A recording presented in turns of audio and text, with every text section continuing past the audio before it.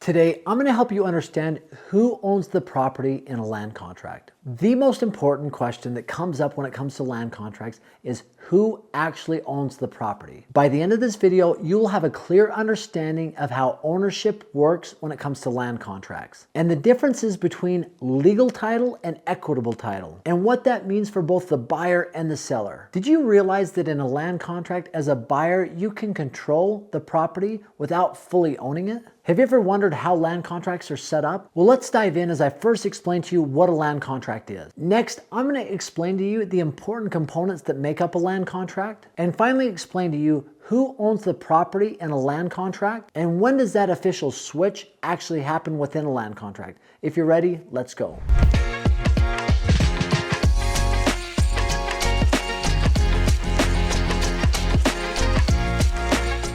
So a land contract is a legal agreement for a seller financing purchase that doesn't utilize traditional financing or a bank. It really puts buyer and seller together where they negotiate everything from purchase price to interest rates to periodic payments and who's responsible for everything from repairs, maintenance, taxes, and insurance. So when is a land contract typically utilized? Well, anytime a buyer can't get traditional financing, a land contract becomes a viable option. Let's say that a buyer has had its credit hurt because of a short sale or a foreclosure, or maybe doesn't have enough credit history built up, or maybe they haven't saved up enough money for a down payment, but they still want to own a home and be in a home that they can call their own. A land contract is the tool to do that. You can actually get into a home as a buyer under a land contract with no down payment and weak credit history. And from the seller's point of view, the reason they would do a land contract is if they are thinking like, I'm having a hard time selling my home and I want to get somebody into it and at least make money off of it while I'm looking for something else or living somewhere else.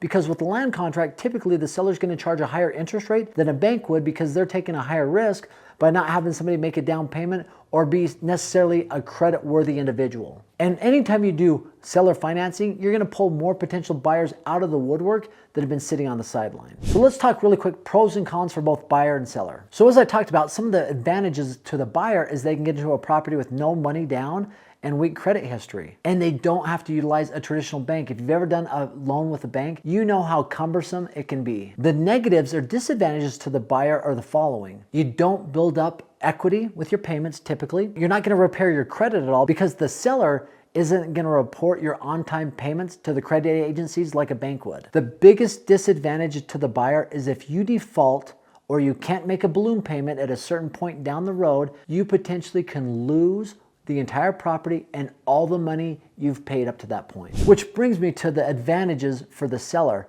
As a seller, you can act as a landlord in this scenario, and land contracts absolutely favor the seller. So what I mean by that the seller can act as the landlord without any of the landlord responsibilities. He doesn't have to worry about repairs, maintenance, taxes, insurance. That all falls on the buyer. But it can be a landlord if the buyer defaults. Like in a normal landlord-tenant scenario, the seller can evict the buyer from the property without going through the foreclosure process. And in doing so, the buyer forgoes all of the payments they've made up to that point and they lose the property. So what are the negatives or potential negatives if you are a seller with a land contract? Well, probably the biggest one is you are dealing with somebody who maybe doesn't have the credit worthy to get a home. They could be a higher risk. You could have somebody into the home who might default on payments. And even though the land contract benefits a seller, depending on how it's set up, it needs to be set up the right way, it could be a challenge to be able to evict them. Another disadvantage for the seller is you're not getting all your money up front for your home. Let's say that you're selling a home. Traditionally, when somebody buys your home outright, you receive that money up front. In a land contract, you're only receiving monthly payments every single month and you're not getting any down payment. So those are some potential disadvantages. So if you've been following along, you probably have a pretty good understanding that in a scenario of a land contract, the seller has the legal title to the property and retains that legal title all up until the point until the last payment is made on the land contract. And so the seller owns the property 100%. Now the buyer does have something called equitable title, and equitable title is really important to get because it makes sure that the seller can't resell the property to somebody else or there aren't liens that are on the property. So equitable title is important, but equitable title is always trumped by legal title.